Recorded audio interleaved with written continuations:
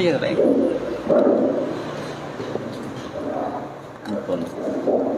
Oh, dunia.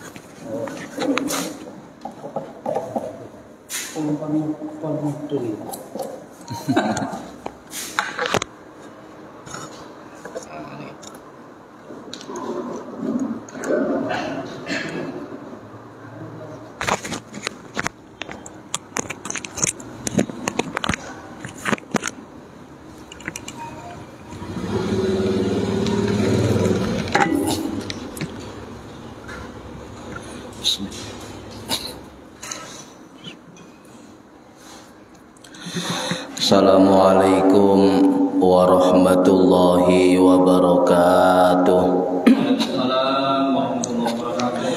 Bismillahirrahmanirrahim. Ila hadratin nabiyil mustafa Muhammad sallallahu alaihi wasallam wa ala alihi wa sahbihi ajma'in. Lahumul Fatihah. A'udzu billahi minasyaitonir rajim. Bismillahirrahmanirrahim. Alhamdulillahi rabbil alamin. Arrahmanir rahim. Maliki yaumiddin. Iyyaka na'budu wa iyyaka nasta'in. Ihdinas siratal mustaqim. Siratal ladzina an'amta 'alaihim ghairil maghdubi 'alaihim waladdallin. Rabbi ighfirli wa liwalidayya amin. Hadiyatan minna ila arwahi masyaikhina wa li muallimina wa li murabbi ruhina wa liman ajazana wa li mursyidina wa li muassis wal masyayikh nahdlatil ulama ajma'in wa li awliyati sa'ati wa li songo ajma'in, khususon ila ruhi muallif musannif kitab Bulughul Maram min adillatil ahkam al-hafidh al-imam Ibnu Hajar al-Asqalani asy-Syafi'i al-Misri rahimahullah wa illa arwahi masyaikhina fil mahad Tebu Ireng Jombang ajma'in wa illa arwahi masyaikhina fil mahad Darul Ulum Rejoso Peterongan Jombang ajma'in wa jami'i usulihim wa furu'ihim wa aswajihim wa dzurriyyatihim wa ahli silsilatihim wa muridihim wa muhibbihim wa jama'iyatihim wal akhidina minhum radhiyallahu anhum. Lahumul Fatihah. A'udzu billahi minasyaitonir rajim. Bismillahirrahmanirrahim. Alhamdulillahi rabbil alamin. Arrahmanir rahim. Maliki yaumiddin. Iyyaka na'budu wa iyyaka nasta'in. Ihdinas siratal mustaqim. Siratal ladzina an'amta 'alaihim ghairil maghdubi 'alaihim waladdallin. Rabbi ighfirli wa liwalidayya amin. Thumma ila abaina wa ummahatina wa jaddatina wa jaddatina wa ila arwahi man fataha hadhil qaryah wa man aqamaha wa li jami'il muslimina wal muslimat wal mu'minina wal mu'minat al ahya'i minhum wal anwan, khususan illa arwahi ahli kubur man hadara fi hadzal majlis ghafarahumullah. Lahumul Fatihah. A'udzu billahi minasyaitonir rajim. Bismillahirrahmanirrahim. Alhamdulillahi rabbil alamin. Arrahmanir rahim. Maliki yaumiddin. Iyyaka na'budu wa iyyaka nasta'in. Ihdinas siratal mustaqim. Siratal ladzina an'amta 'alaihim ghairil maghdubi 'alaihim waladdallin. Rabbi ighfirli wa liwalidayya amin. Bi barakati majlis ilmi, mugi-mugi kita lan keluarga kita sedaya diparingi sehat wal afiat lahir batin, kathah lan barokah rizkine, selamat dunia akhirat, lan boten wonten alangan gangguan menapa-menapa. Biidnillahi wa ridallah lahumul Fatihah. A'udzu billahi minasyaitonir rajim. Bismillahirrahmanirrahim. Alhamdulillahi rabbil alamin arrahmanir rahim maliki yaumiddin. Iyyaka na'budu wa iyyaka nasta'in. Ihdinas siratal mustaqim, siratal ladzina an'amta 'alaihim ghairil maghdubi 'alaihim waladdallin. Rabbi ighfirli wa liwalidayya amin. Astaghfirullah.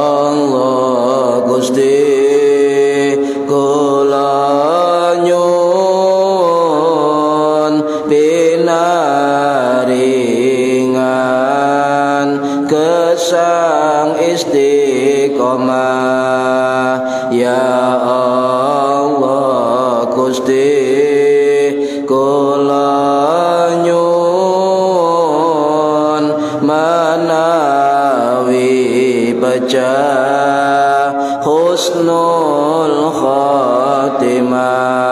Amin.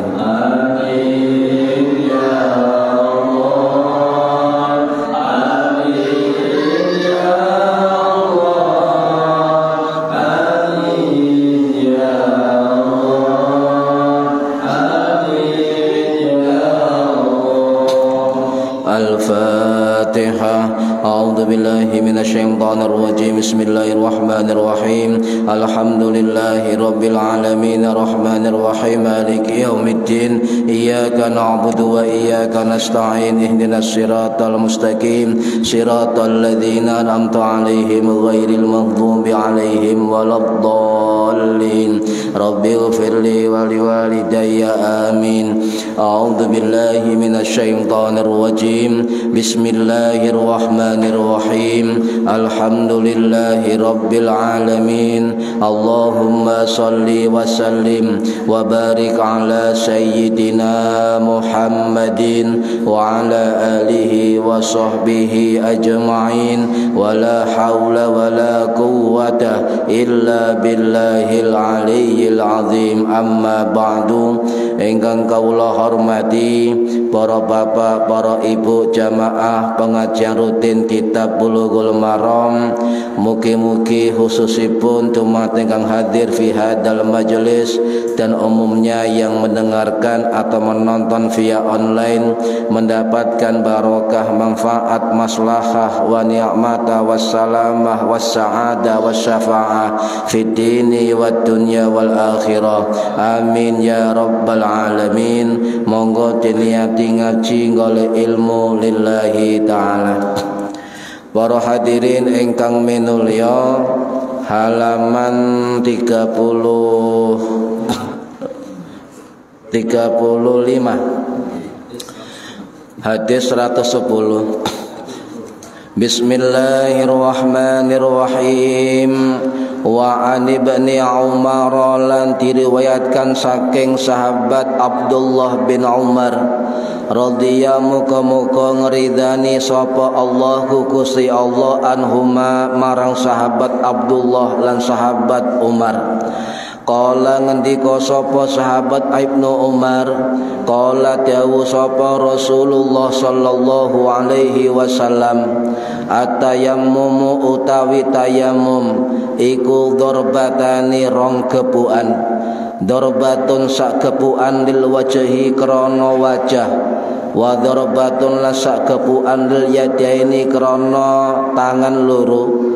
Niku sampean tambahi ilal mirfaqaini. Ning kurang niku. Ilal mirfaqaini tumeka sampai sikut loro. Rawahu cerita ing hadis sapa Ad-Daraqutni, Imam Ad-Daraqutni rahimahullah. Wa sahahalan milang sahih sapa al-a'immatu imam-imam. Waqafahu ing mauqufi hadis. Hadis 111. Wa an Abi Hurairah lan diriwayatkan saking sahabat Abu Hurairah radhiyallahu muga ngridani sapa Allah Gusti Allah anhu marang sahabat Abu Hurairah. Qala ngendika sapa sahabat Abu Hurairah, qala dawu sapa Rasulullah sallallahu alaihi wasallam, as-saidu utawi lebu tebu iku wudhu'ul muslimi dadi wudu'e wong Islam. Wa illam yajidillan senajan orang nemu sapa muslim alma'a ing banyu asra sinina ing dalam 10 tahun. Fa idza wajadalan tatkala nemu sapa muslim alma'a ing banyu falyattaqillaha moko becik wedya sapa muslim ing Allah. Wal yumissahu lan ngusapna sapa muslim ing banyu basyaratahu ing kulite muslim. Rawahu cerita ing hadis sapa Al-Bazzar, Imam Al-Bazzar rahimahullah. Wa sahahahu lan bilang sahih hadis sapa Ibnul Qattani, Imam Ibnu Qattan Asy-Syafi'i rahimahullah. Walakin sawabalan tapi menerakan sapa Ad-Daraqutni, Imam Ad-Daraqutni rahimahullah, irsalahu ing mursali hadis. Walid Tirmidzi lan kedua Imam Tirmidzi rahimahullah an Abi Dzarrin saking riwayat jalur riwayat sahabat Abu Dzar Al-Ghifari radhiyallahu an nahwuhu sepadane hadis Abu Hurairah. Wa sahahahu lan milang sahih hadis Abu Dzarrin sapa Tirmidzi, Imam Tirmidzi. Hadirin rahimakumullah, iki hadis 111 dan 110 dan 111. Pada hadis 110 niku wonten perawi sahabat namine Sayyid Abdullah bin Umar bin Khattab radhiyallahu an. Beliau wafat tahun 693 Masehi pada usia 83 tahun di Jalan Syari' Syuhada Makkatul Mukarramah. Njenengan oleh umroh atau haji saking Masjidil Haram niku arah napa arah masjid sing dados umroh napa masjid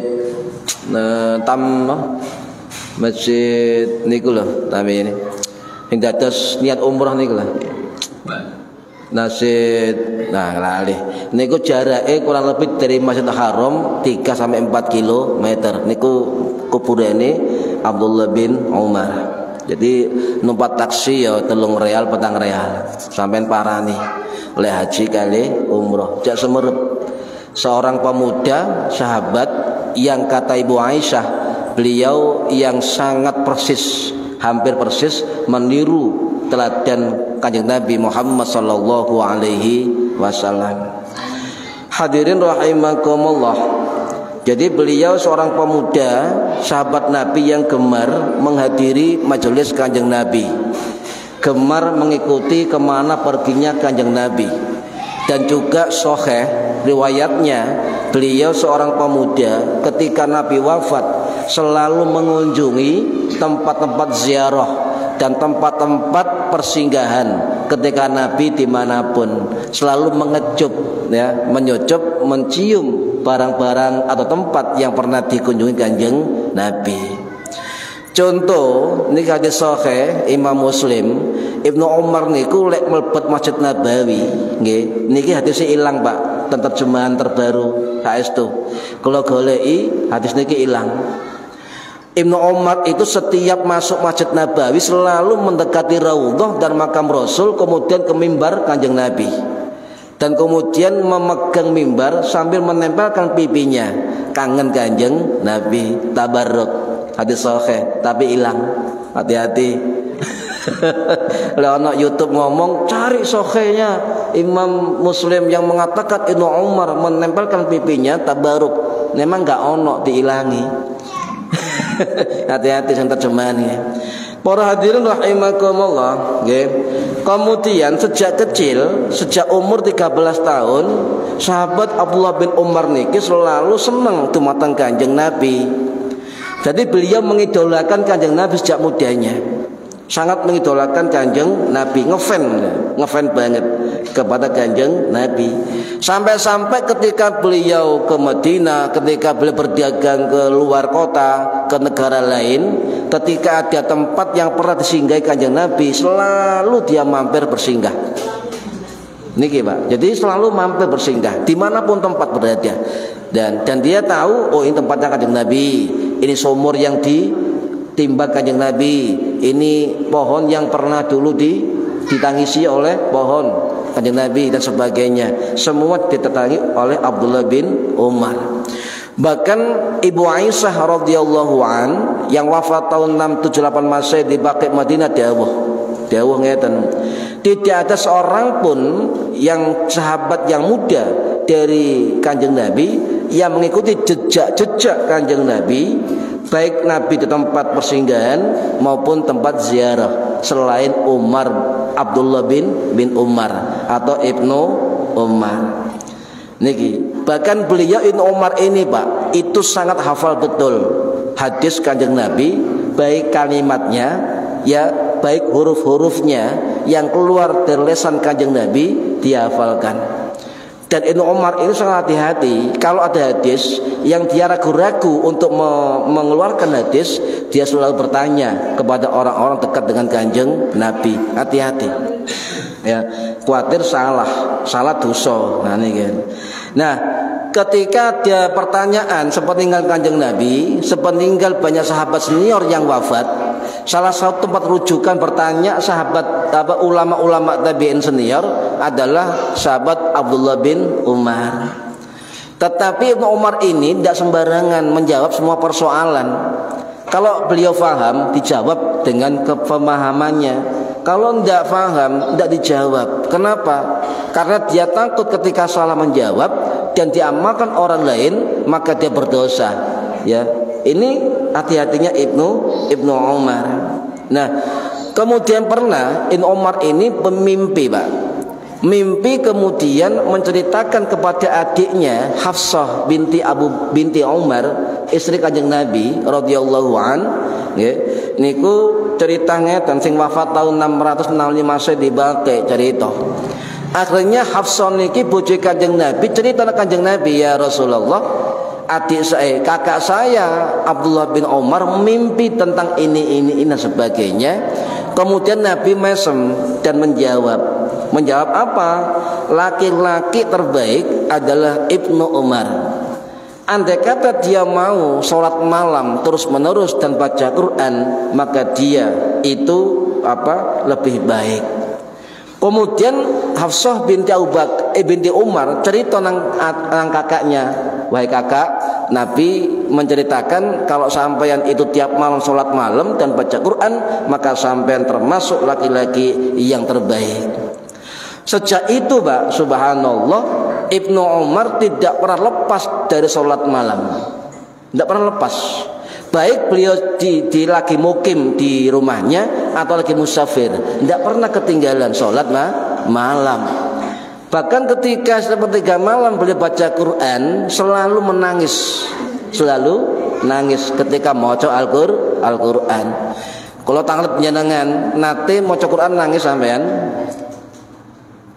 Nate, Pak, pernah maca Quran mbek nangis. Lah ayat neraka nangis, ayat surga nggih nangis. Ayat neraka nangis wedi mlebu neraka, ayat surga nangis kuwatir gak mlebu surga. Lah niki nangis. Ya, tadi itu nangis tiap malam. Ini Ibnu Umar. Paginya bisnis, siangnya puasa, malamnya ngajar hadis, juga sholat malam dan baca Al-Quran. Hebat. Soge, tetap ahli ibadah, tetap ahli maca Quran, tetap tidak terbandingkan dermawannya Ibnu Umar di kota Mekah. Niki para hadirin rahimakumullah, ya. Jadi kemudian zikir terus ya Ibnu Umar. Nah, pernah terjadi ketika insiden tragedi pembunuhan Utsman bin Affan radhiyallahu an yang wafat tahun 656 Masehi, dimakamkan di Baqi Madinah. Niku ketika kekosongan pemerintahan, sebagian kaum muslimin di Madinah mendemo Ibnu Umar, didemo omahe. Kenapa didemo? Dikongkon untuk menjadi khalifah.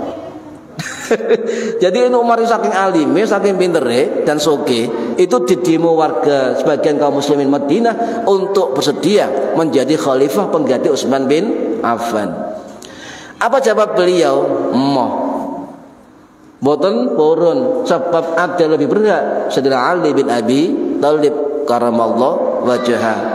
Didemo malih, bahkan diancam oleh pendemo, lek sampean gak gelem dadi khalifah tak pateni sampean. Ngoten, Pak. Saking keras ekstrem. Apa jawab Umar bin Khattab? Aku gelem, syaratnya semua kaum muslimin, semua sahabat Nabi, semua tabi'in di Madinah itu sepakat saya di khalifah, dan tidak mungkin. Tidak mungkin kan? Karena banyak kepentingan politik, kelompok-kelompok politik pinter. Lek kabeh setuju, aku gelem dadi khalifah. Lek sitok gak gelem, aku mau dadi khalifah. Nah, dari sinilah kemudian kita mengingat kejadian Gus Dur ketika diturunkan dari istana kepresidenan. Ibnu Umar mengatakan, saya nggak mau jadi khalifah sebab saya nggak mau membunuh satu tetes darah pun warga Madinah. Nggak mau. Sebab kalau dia jadi khalifah pasti akan pertumpahan darah.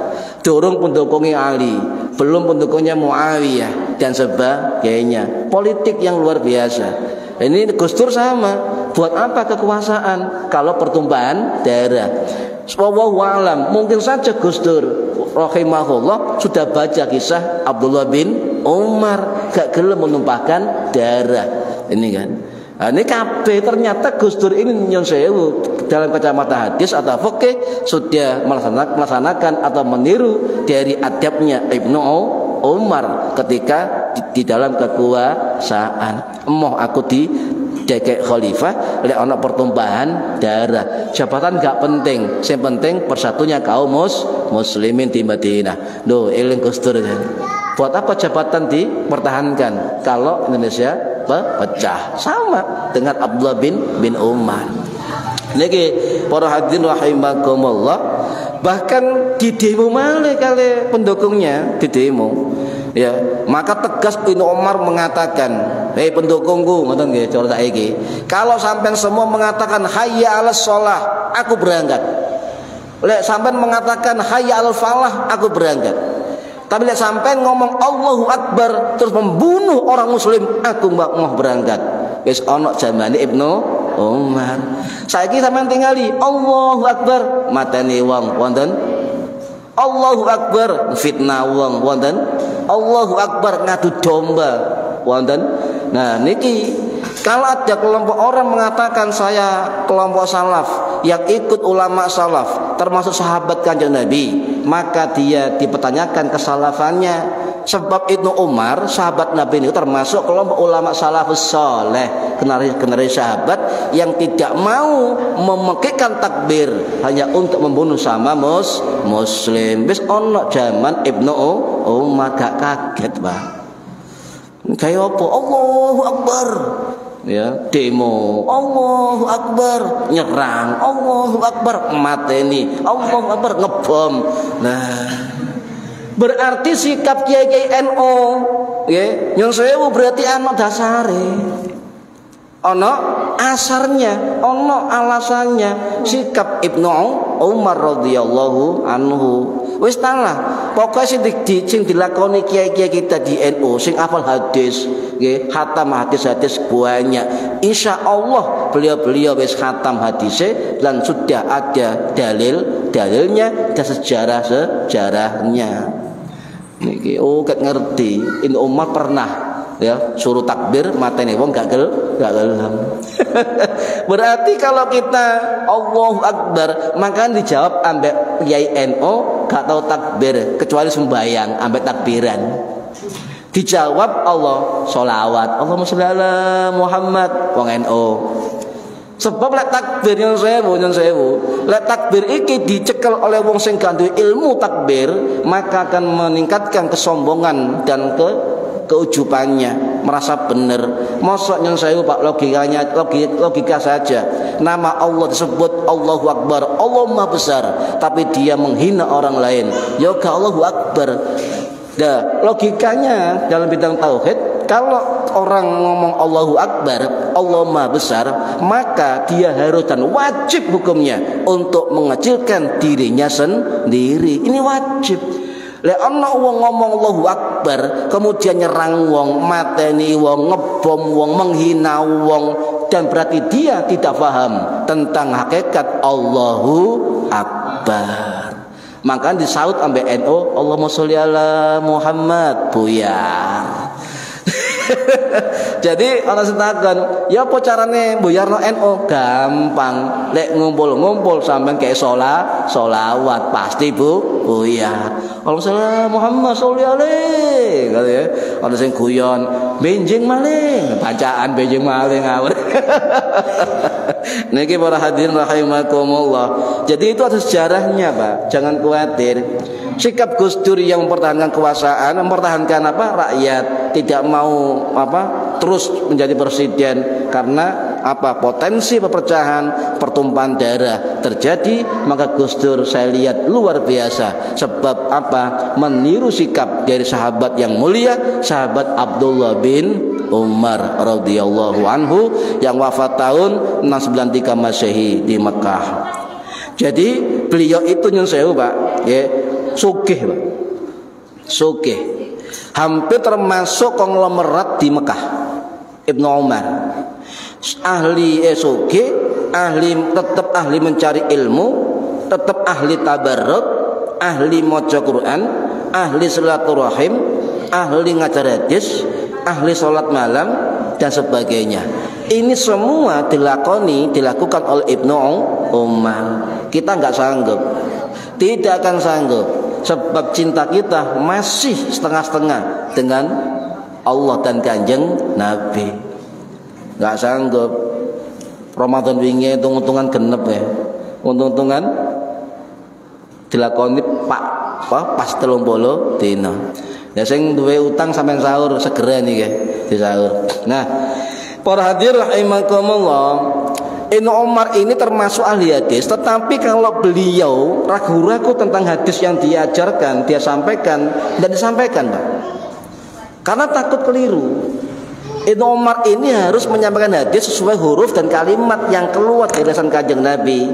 Pasti beliau tanya kepada Ibu Aisyah, tanya kepada adiknya Hafsah binti Umar, tanya kepada Abdullah bin Mas'ud, tanya kepada Bilal bin Rabah dan sebagainya. Tanya dulu yang ngerti.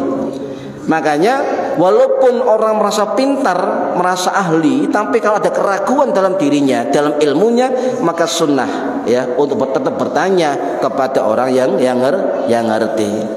Ini para hadirin rahimakumullah, pernah ngeten Ibnu Umar ini pernah tanya kepada adiknya Hafsah binti Umar, ya Hafsah, kira-kira amalan Kanjeng Nabi sing sadurunge subuh napa mawon apa wae?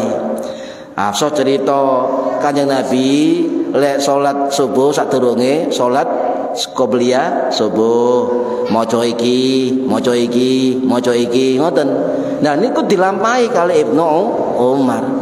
Apapun yang dia terima info dari amaliyah Kanjeng Nabi akan dilaksanakan. Nah ini sulit sekali menemukan tipe orang seperti Ibnu Umar. Ini para hadirin. Jadi beliau ahli tabarruk. Ya, ahli tabarruk. Wong lek ahli tabarruk, golek barokah, golek kaapian, itu bagi para muhibbin, pecinta, itu pasti akan menyertai, meniru terhadap orang dicintai.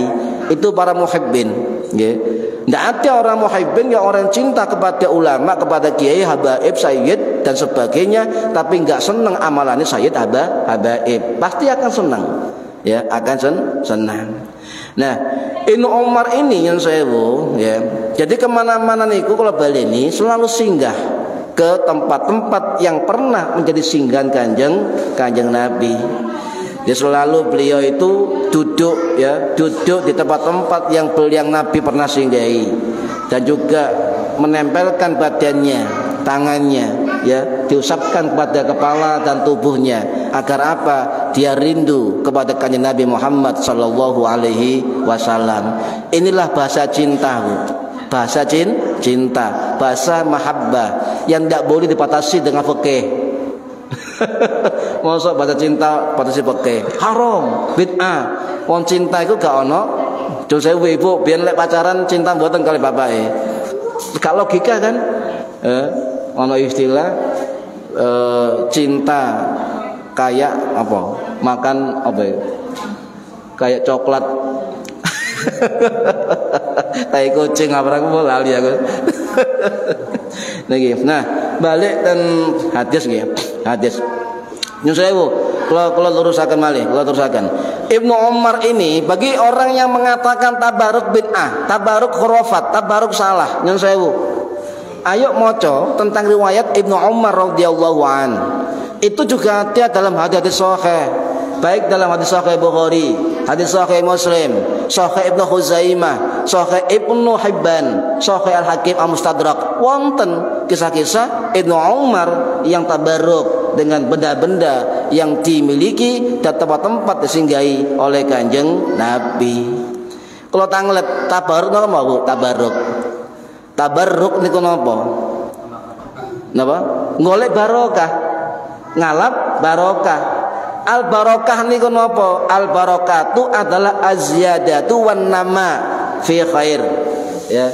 Jadi barokah itu apa? Menambahi kebaikan, ya. Menambahi kebaikan, tambahan atau perkembangan dalam kebaikan.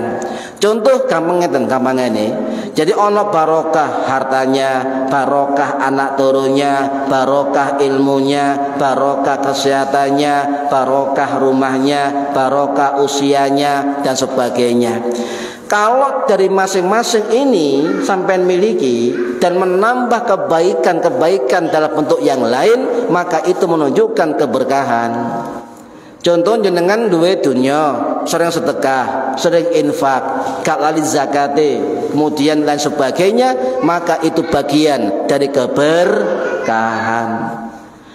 Keliru orang mengatakan aku lu golek dunya-dunya dhewe, nabung-nabung dhewe, soro-soro dhewe. Lah kok enak karek njaluk tok, keliru. Berarti orang itu tidak mau keberkahan. Ya, lek wis ukurane sedekah gak gelem, infak gak gelem, insyaallah iki ukurane wong mukmin, gak akan barokah. Apapun itu. Sing abot iku dhuwit, saestu. Coba sampean duwe ngombe, di rokok. Pak Mar, join pasti dikei lek rokok. Ayo. Coba lihat duit, Pak Mar, 10.000, 20.000, mikir Pak, itu duit. Ya, inilah manusia, pasti sulit untuk mengeluarkan namanya materi, sulit. Ya, itu harus barokah, menambah keberkahan. Masih yoga gak sugih nemen, tapi barokah. Ya, tapi barokah. Nate ngeten, wonten ibu-ibu dodolan rujak, ya, ibu-ibu dodolan rujak. Niku nabungnya gak nang ditakoni, Bu, sampean kok sering apa? Sampean lek mati gak duwe dulur, gak duwe bolo, terus apa sing sing apa? Ya engko wong-wong sing pasti ngurusi jenazah kok lek mati. Sampean gak ndek tabungan, dijawab, aku nabung gak nang bank, aku nabung nok masjid, aku nabung nok musola, aku nabung nok kaleng lajisnu S3, aku nabung nok fakir miskin, aku nabung nok anak yatim. Sebab di akhirat nanti, dikubur nanti, tabungan yang nyata bagi seorang mukmin adalah apa? Tabungan akhirat. Akan cair semua ketika kita di alam kubur dan di hari kiamat. Yo gak cair kan dunia sampean durung mati sampean, gak cair. Ya, insyaallah cair kabeh dihitung kali Gusti Allah. Jadi wong kepengin berbarokah niku Pak, tolabur ziyadah minallah. Jadi golek penambahan kebaikan dari Allah Subhanahu wa taala. Sing duwe jabatan, ya itu tambah barokah jabatane. Ya, sing duwe apa? Duwe ilmu, ya barokah ilmune. Sing duwe anak, ya barokah anak turune. Semua ukurannya adalah apapun yang kita miliki itu menambah kebaikan dan menciptakan kebaikan yang lain. Ini keberkahan. Wis hitungane Gusti Allah cok kuwatir niki sing ngitung Gusti Allah. Pun contoh tabaruk nggih, Nabi Yakub alaihissalam niku tabarukan baju gomese Nabi Yusuf anake waras. Waras enten Quran wonten niku. Jadi lek ana wong ngomong tabaruk niku bid'ah lho. Ana kisah Nabi Yakub alaihissalam dikai gomisnya atau jubahnya Nabi Yusuf disuruh mengusapkan matanya dan sembuh. Niki Al-Qur'an. Ini namanya kebaikan. Artinya Nabi Yakub mengharapkan kebaikan ziyadatul khair dari jubahnya Nabi Yusuf. Ya, contoh malih sinten wis genah tabaruk ya. Niki riwayat Anas bin Malik Al-Ansari radhiyallahu an sing wafat tahun 709 Masehi di Basra Irak. Niku pernah menceritakan para sahabat Nabi itu berebut rambut Kanjeng Nabi, berebut. Ketika Nabi niku tahallul, ketika tahallul haji royoan sahabat itu meraih rambut Kanjeng Nabi.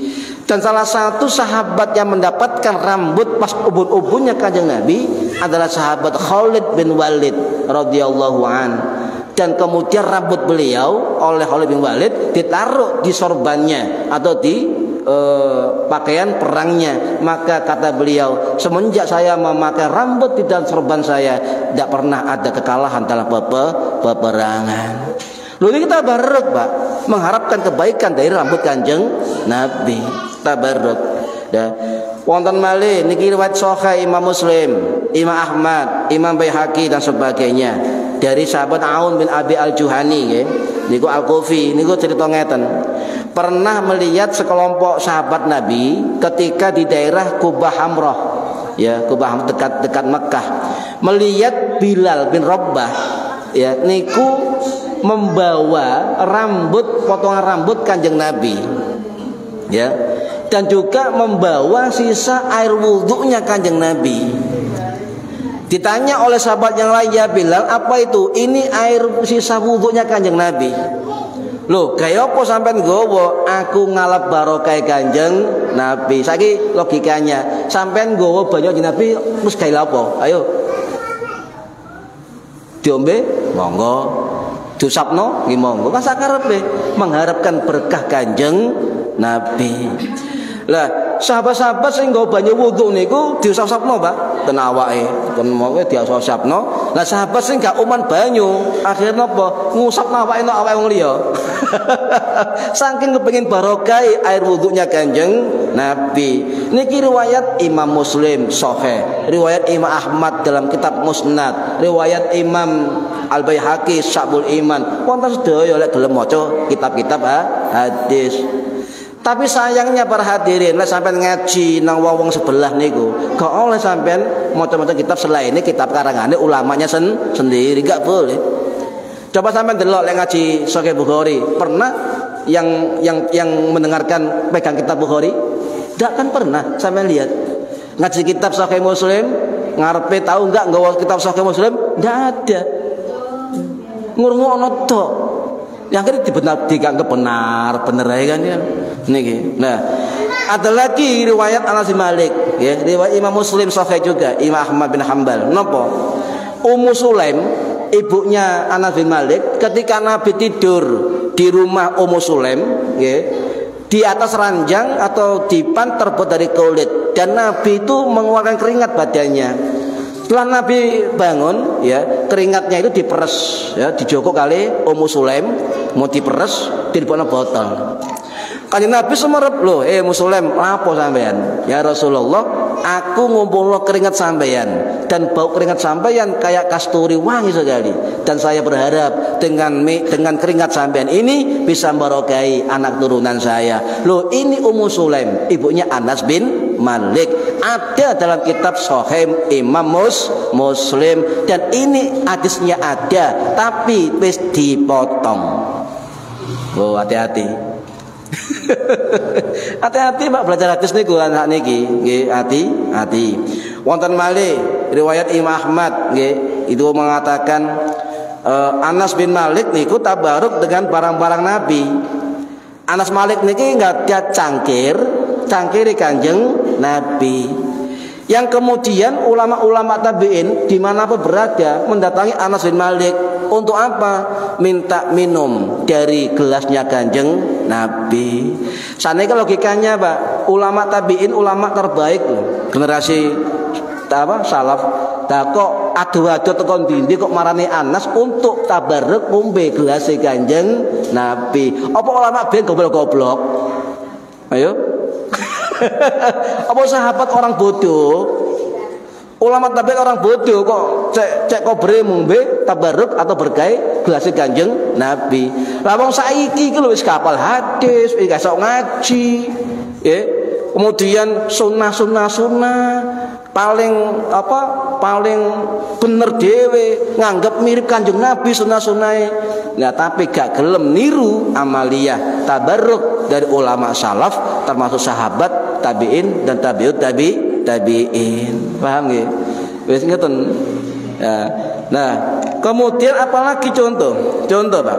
Abdullah bin Salam sahabat Nabi radhiyallahu an sing wafat tahun 663 Masehi di Baqi Madinah niku pernah menggunakan gelas Nabi dan selalu menawarkan beliau kepada semua orang, "Weh, sapa sing gelem tabarruk dengan air yang dalam gelas Nabi, monggo kesini minum."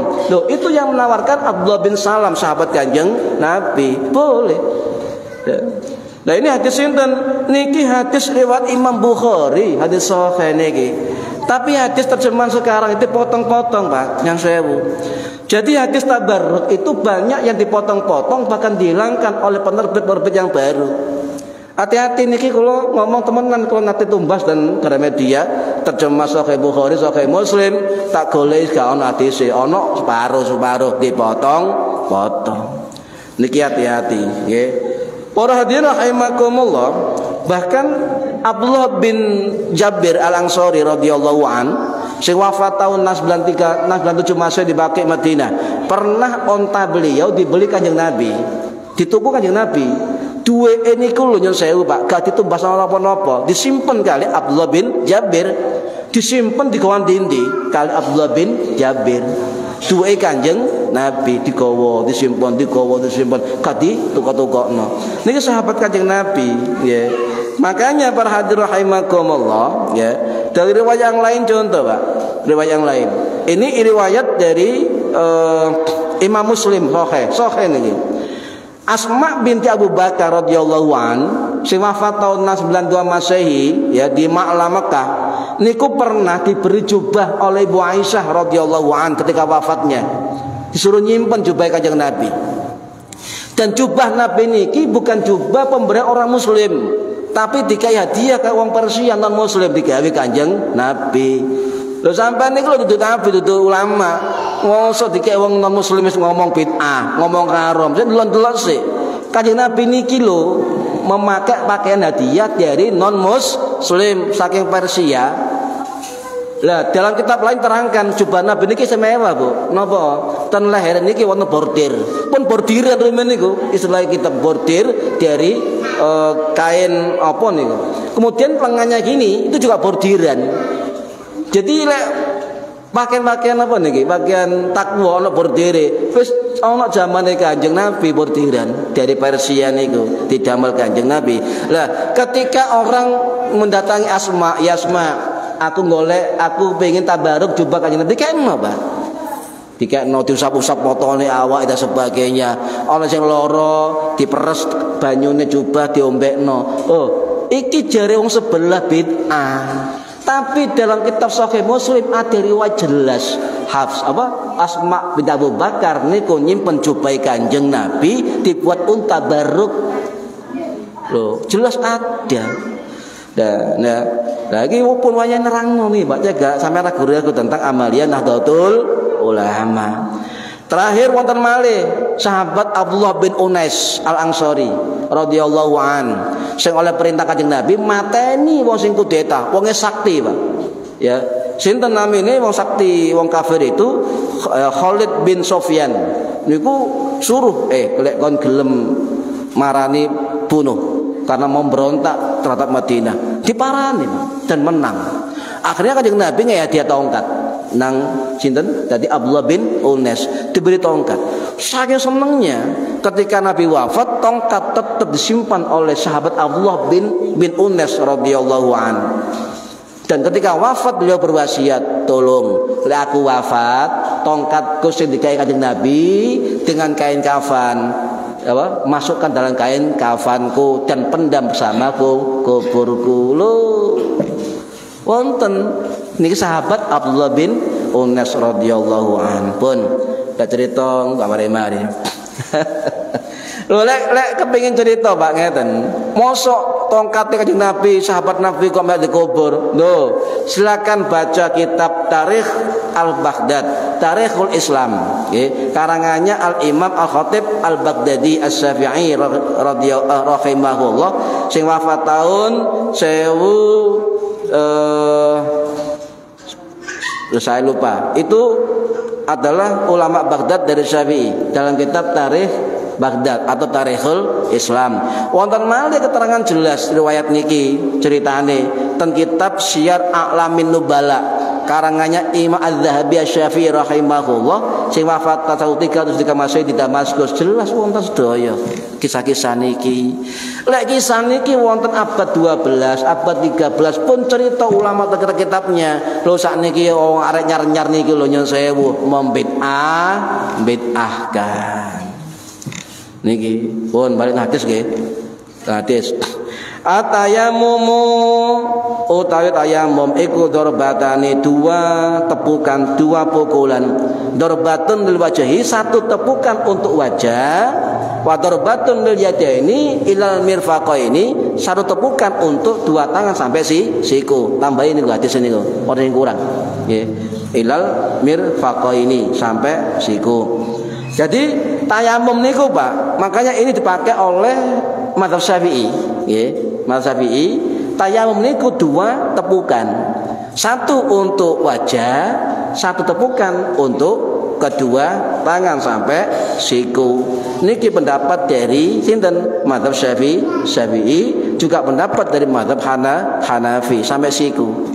Kalau mazhab Hambali, mazhab Maliki itu hanya sampai pergelangan tangan. Nggih, kula baleni lek ana wong Syafi'i tapi tayamume kok sampai pergelangan tangan ngaten mawon nggih. Niku sah dan boleh. Sebab Imam Syafi'i dalam kaul qadim ketika hidup di Irak niku berpendapat satu tepukan sampai pergelangan tangan. Imam Syafi'i dalam kaul yang pertama. Tapi ketika beliau hidup di Mesir berfatwa ada kaul jadid, Imam Syafi'i berubah pendapatnya sampai siku dan dua tepukan. Boleh. Dalam kaidah fikih ngeten, kalau ada dua kaul dari imam-imam mazhab, tidak boleh dua kaul itu saling dihapus, tidak boleh. Jadi anak ulama Syafi'i, Ustaz Syafi'i itu lek tayamum sampai gini tok, ya gak masalah. Sebab Imam Syafi'i dulu di Irak juga pakai pendapat yang ini, ya. Kaul jadid dan kaul qadim. Nah, ini riwayat dari Imam Ad-Daraqutni rahimahullah. Ulama sing jenenge Ad-Daraqutni niki termasuk ulama hadis mazhab Syafi'i. Mazhab Syafi'i. Nggih. Kula baleni cek salah. Sebab saat ini kata tiang-tiang kok sok ngerti, ya. Sok ngerti kenapa? Sok ngerti dikira ulama-ulama hadis itu tidak bermazhab. Ulama sekelas Imam Ad-Daraqutni rahimahullah mazhab Syafi'i, Pak. Jelas nih dalam kitabnya. Mazhabnya Syafi'i, ya, wafat di Baghdad tahun 995 Masehi di Baghdad. Juga riwayat Al-Hakim An-Naisaburi dalam kitab Sahih Al-Mustadrak ala Sahihain, ya, yang wafat tahun 1012 Masehi di Naisabur Iran. Niki juga mazhab Syafi'i. Mazhab Syafi'i, ya. Imam Muslim mazhab Syafi'i, Imam Bukhari mazhab Syafi'i, Imam Abu Dawud dua versi, sebagian ngomong Syafi'i, sebagian ngomong Hambali. Ibnu Majah mazhab Syafi'i, Imam Syafi'i mazhab Syafi'i, ya. Sebab mana? Hampir semua imam hadis itu bermadhab, melok madhab. Lah kok ana wong gak apal hadis, bolak-balik iku hadis situ iku, ya, mengatakan tidak boleh bermadhab. Nah, sampean malah sapa? Lah sampean mengambil kitab Sahih Muslim, Sahih Bukhari, kitab Sahih, seharusnya ndak ngapek teks hadis yang riwayat kedua beliau, tetapi juga harus paham metodologi dari kedua imam Sahih itu di dalam ibadahnya ikut mazhab sinten, mazhab Syafi'i. Dan nah, para hadirin rahimakumullah, dan hadis niki mengatakan bahwa sahahal a'immah ini kan di kitabnya. Artinya a'immah itu jamak imam-imam. Hampir semua imam hadis itu mengatakan hadis ini sahih. Jadi tayamum sampai pergelangan siku nggih, kemudian balik. Wingi kula pun praktek nggih. Jadi cara tayamum menurut Imam Syafi'i. Ya, wingi kula praktekkan Pak cara tayamum kaya Imam Syafi'i. Sanad niki sing sampai guru-guru nerangaken pun. Nah, hadis niki nyuwun sewu didhaifkan oleh ulama Wahabi. Jadi ana tayamum sampai siku itu didhaifkan oleh ulama Wahabi. Wis kula terangkan mawon. Termasuk ulama Syekh Shalih Al Fauzan niki mendhaifkan, ya, mendhaifkan. Tetapi ulama-ulama hadis yang lain, Ad-Daraqutni, Imam Al-Baihaqi, Imam Al-Hakim, termasuk nyun sewu, ya, riwayat lain wonten dari sahabat Abu Umamah Al-Bahili radhiyallahu an, ya, itu juga mengatakan hadis itu adalah sahih, ya, hadis sahih. Jadi kalau ada orang mengatakan hadis dhaif, sik aja percaya sik, Pak. Karena status hadis niku juga beda pendapat. Wau kala nggak status di Facebook, ya, kata-kata nyun sewu, Ustaz Wahabi niku lek ngukumi bid'ah, hati-hati, ngeten bahasane. Ya, contoh, ini adalah amalan bid'ah. menurut ulama. Ulama tak sebut ulama. Makanya ulama warasatul anbiya harus ikut Kanjeng Nabi. Nah, kalau protes nang Facebook niku, ayo jujur apa? Ulama ndi sing ngomong ngono iku, ngoten lho, Pak. Aja kemudian sampai ngomong ikut ulama, pendapat ulama, tapi jumhur ulama aswaja ndak bid'ah. Paham nggih? Lek ana ustaz ya Wahabi Salafi, menurut ulama ini bid'ah. Sik takokno, ulama sapa sing ngomong bid'ah? Paling ulama sampean. Ulama jenenge bin Baz, Utsaimin, Shalih Fauzan, Albani, iku mengatakan bid'ah, tapi mereka mengatakan menurut ulama dhewe ngono lho, Pak. Gak jujur belas. Niki bahaya loh, hati-hati loh, ini bahaya. Nah, balik. Artinya apa? Ada dua pendapat, Pak, kula baleni dalam tayamum. Yang pertama, pendapat mazhab Hanafi dan pendapat Imam Syafi'i kaul jadid di Mesir. Beliau mengatakan tayamum itu dzarbatani, dua tepukan. Ya, dua tepukan. Yang kedua, tangan sampai siku. Niki mazhab Hanafi, mazhab Syafi'i. Kemudian yang kedua, mazhab Maliki, mazhab Hambali cuma satu tepukan untuk membasuh wajah, mengusap wajah dan mengusap tangan. Cukup satu tepukan. Tapi sampai pergelangan tangan. Lek ono wong tayamum sampai siku, betul. Sampai pergelangan tangan, betul. Sebab semua ono hadise, ono dalile. Ndak usah tukaran. Ya, ndak usah tukaran. Paham ya? Nah, ini harus dipahami, Pak. Banyak kitab-kitab dari mazhab Syafi'i yang mengatakan begitu, ya. Nah, para hadirin rahimakumullah, ya. Kemudian mazhab Syafi'i, ya, itu mengambil pendapat yang pertama, jumhur ulama Syafi'i, dua tepukan dan sampai siku. Nah, hadis ke-11 ya, ke-11, as-sa'idu wudu'ul muslimi. Lebu atau debu itu adalah wudunya orang muslim. Wa illam yajidil ma'a asyra sinin, ya, jikalau tidak menemukan air sampai 10 tahun. Sampai 10 tahun. Niku menurut ulama beda pendapat. Nah, beda pendapat. Kok bisa beda pendapat? Betul. As-saidu itu tanah yang bersih, yang thayyib, yang bersih. Dan juga sepakat tanah itu salah satu sarana bersuci, yaitu tayamum.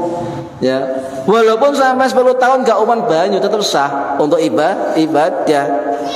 Tetap sah. Ya. Tetapi kalau menemukan air, Nabi mengatakan dalam hadis tadi, faida wajadal ma, kalau kita menemukan air, falyattaqillah, maka bertakwalah kepada Allah. Wal yumissahu basyaratah, dan juga usaplah dengan air itu kulitmu. Artinya apa? Kalau tayamum tidak ada air sah sebagai bersuci. Tapi kalau menemukan air, maka fal yumissahu, maka usapkan air itu dalam kulitmu. Artinya apa? Berubah kepada wudu kalau punya atau dapat air. Nah, ini kedua pendapat yang berbeda, Pak. Ini penting nih hadis niki napa? Antara kelompok mazhab Hanafi dan kelompok jumhur. Kalau mazhab Hanafi ngeten, debu niku as-saidu, ya, debu niku memang wudu'ul muslim, ya, wudunya orang muslim, mutahhir, artinya bersuci dan mensucikan. Kalau mazhab Hanafi, setiap tayamum itu bisa mengangkat dan menghilangkan hadas. Tapi kalau mazhab Syafi'i, Maliki, Hambali tidak hilang hadas, hanya untuk membolehkan sholat, tidak menghilangkan hadas. Ini bedanya antara mazhab Hanafi dengan mazhab Maliki, Syafi'i dan Hambali. Ya, jadi bukan mubihan lis-shalah. Kalau Syafi'i, Maliki, Hambali, kita tayamum mubihan lis-shalah, diperbolehkan untuk sholat. Ya. Tapi mazhab Hanafi tidak, ya. Walaupun enggak sholat boleh tayamum, ya. Tayamum. Sebab kata mazhab Hanafi, tayamum itu mutlak pengganti, mutlak wudu 100%. Ya, ya, bisa diangkat diangkat permanen, ya, asal syarat terpenuhi. Ya, contoh ngeten, Pak. Sampean masalah tayamum pengikut Hanafi nggih, mazhab Hanafi. Lah sampai wis tayamum, ndak perlu ngulangi lagi tayamum selama belum batal. Contoh, sampean duha tayamum, kemudian zuhur, kemudian asar, kemudian maghrib, terus selama tidak batal tayamumnya boleh dipergunakan terus dalam sholat. Ini mazhab Hanafi. Ndak harus wudu tayamum lagi selama belum batal, ya. Nah, kalau misalnya dia sudah tayamum bertemu air, kata mazhab Hanafi, ndak perlu diulangi sholatnya, ndak perlu wudu lagi, ya, kata mazhab Hanafi. Ya, kemudian tayamum itu sah meski belum waktu sholat. Nah, ini pendapat mazhab Hanafi. Tapi beda dengan pendapat jumhur dari ulama Syafi'i, ulama Hambali, ulama Maliki. Jika sampai tayamum lagi dan masih ada dalam waktu sholat ketemu air, maka sampai harus mengganti sholatnya, mengulangi sholat, harus pakai wudhu. Kalau itu menemukan air, contoh nggih, sampean tayamum, kemudian udan terus berarti ono banyu, maka wajib sampean masih tayamum, ya, tetap harus wudhu kembali sebab ono banyu, ya.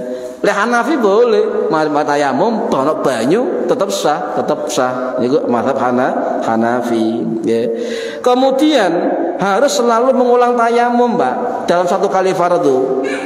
Leh mazhab Hanafi bebas, ya. Tapi mazhab Syafi'i, ya, itu mengatakan satu kali tayamum satu kali fardu. Contoh ngeten, sampean jamak nggih, jamak qadim, jamak takdim, jamak takhir, contoh nggih. Itu berapa salat ya? Fardu itu 2 nggih. Jamak takhir, jamak takdim 2 salat fardu, asar, zuhur, isya, maghrib.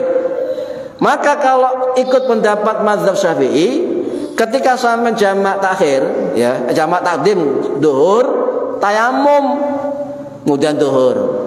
Kemudian asar, tayamum lagi 2 kali tayamum. Ini mazhab Syafi'i. Jadi zuhur tayamum terus zuhur jamak, nyambung ke asar, tayamum lagi terus bayang asar. Niki mazhab Syafi'i. Tetapi bedanya mazhab Maliki ngeten. Mazhab Maliki, ya, satu kali tayamum itu tidak boleh dimulai sholat sunnah. Contoh, sampai zuhur, oleh pengikut Maliki, sampai zuhur, maka sampai tidak boleh diawali sholat sunnah, harus zuhur dulu baru ba'diyah. Qobliyah enggak ada kalau tayamum, ikut mazhab Maliki.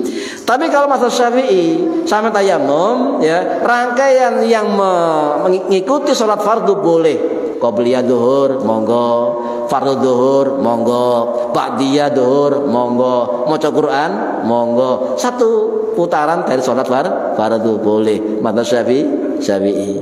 Paham nggih? Nah, niki berhadir rahimakumullah. Contoh salat tarawih terus pundi? Ayo. Misale tak lele kono banyu. Salat tarawih 20 rakaat, kono banyu. Terus pundi? Maka mazhab Syafi'i mengatakan meskipun salat tarawih rakaatnya akeh, rakaatnya banyak, tapi tetap salat sunnah dan berkali-kali salam, 2 rakaat salam, 2 rakaat salam. Maka mazhab Syafi'i mengatakan cukup dengan 1 kali tayamum sampai tuntas pada sholat tarawihnya. Mazhab Syafi'i. Nah, kedah semerep, Pak. Kedah semerep. Nah, niki para hadirin rahimakumullah. Apakah kemudian kita ngulangi sholat?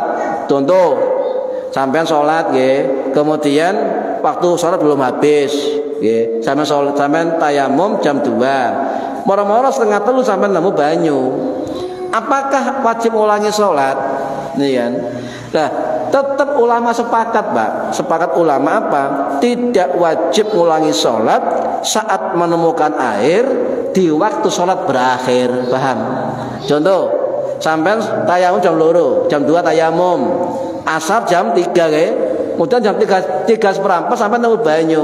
Gimana status sholat zuhurnya? Tetap gak bisa diulangi karena sebab sudah berakhir waktunya, sah. Yang beda pendapat napa? Menemukan air ketika sholatnya belum berakhir waktunya. Apakah diulang atau tidak? Ini beda pendapat. Cuma jumhur ulama, mazhab Hanafi, mazhab Maliki, mazhab Hambali tidak perlu diulangi. Sedangkan mazhab Syafi'i beda pendapat. Ono sing ngomong boleh diulangi, ono sing ngomong tidak perlu diulangi. Sampai ikut tinten monggo dipilih piyambak. Paham nggih? Pilih piyambak. Sebab ono ngene ndak? Ono hadis dari sahabat Abu Sa'id Al-Khudri radhiyallahu an sing wafat tahun 19 masih dibagi ini ngeten. Ada dua sahabat diperintah kanjeng Nabi keluar kota. Kemudian waktu tiba zuhur niku enggak ada air. Akhirnya keduanya tayamum, Pak. Tayamum keduanya. Kemudian sebelum akhir waktu sholat berakhir, tiba-tiba nemu air, Pak, di tengah perjalanan. Situ ngulangi sholat, situ gak ngulangi sholat. Dua sahabat yang berbeda. Ya. Kemudian dua-duanya berdebat. Ya apa? Wis mene lho nemu Kanjeng Nabi. Akhirnya mulai Madinah. Nabi disowani, ya Rasulullah, aku untuk jalan ikut gak nemu banyu tayamum. Ternyata waktu sholat belum habis sudah menemukan air. Kulo sholat niki mboten kulo ngulangi, niki mboten ngulangi. Terus pundi Kanjeng Nabi? Nabi mesem, awakmu sing ngulangi ikut sunahku. Awakmu sing gak ngulangi sholat ikut sunahku. Awakmu sing ngulangi sholat oleh loro balai. Niki Kanjeng Nabi, Pak. Akhirnya apa? Ulama beda pendapat. Boleh diulangi, boleh tidak diulangi. Nih, paham nggih? Niki beda pendapat sudah zaman sahabat Nabi loh, Pak. Sudah zaman sahabat Nabi, ulama tabi'in juga beda dan sebagainya. Artinya apa? Untuk ibadah apapun tetap kita perlu untuk bermadhab. Sebab nopo? Dengan madhab itulah kita bisa memahami tentang hadis dan Al-Quran terkait dengan hukum-hukum ibadah. Ya. Leono gak melok madhab pasti bingung, Ojo melok kiai, ojo melok ulama, ikut sunnah, ikut Al-Quran hadis. Logikanya sampean keliru urepe. Ku saiki melok Kanjeng Nabi. Saiki Nabi pirang tahun ya niki. Nah, kalau memang beliau langsung ke Rasulullah berarti tidak mengakui hadis al-ulama warasatul anbiya. Tidak bisa kemudian orang mengaku sunnah memakai hadis yang lain tapi mengingkari hadis yang lain. Itu bukan ahli sunnah, Pak. Itu ahli hadis. Wong ahli hadis niku napa? Lek ana hadis sing gak padha mbek pendapate, ana hadis sing padha pendapate, lek ahli ilmu harus saling menghormati. Paham nggih? Makane ayo takon nang sing ngerti, lek pancene gak ngerti, nggih. Paham nggih? Niku tayamum nggih antara mazhab Hanafi, Hambali, Syafi'i dan Maliki beda-beda. Tapi insya Allah bermanfaat, wawasan tambah luas, nggih, moderat, nggih. Mugi-mugi manfaat fid dini wad dunya wal akhirah. Al-Fatihah. A'udzu billahi minasyaitonir rajim. Bismillahirrahmanirrahim. Alhamdulillahi rabbil alamin. Arrahmanir rahim. Maliki yaumiddin. Iyyaka na'budu wa iyyaka nasta'in. Ihdinas siratal mustaqim. Siratal ladzina an'amta 'alaihim ghairil maghdubi 'alaihim waladdallin. Rabbighfirli wa liwalidayya. Amin. A'udzu billahi minasyaitonir rajim. Bismillahirrahmanirrahim. Allahumma shalli wa sallim wa barik ala sayyidina Muhammad. Alhamdulillahi rabbil alamin. Allahumma 'allimna ilmal Qur'an wa 'allimna ilma la ilaha illallah wa 'allimna min ladunka ilman nasiru bihi kamil mahyati wal mamat. Wa sallallahu ala sayyidina Muhammad walhamdulillahi rabbil alamin. Wallahu a'lam bissawab. Assalamualaikum warahmatullahi wabarakatuh. Allahumma sholli ala Muhammad.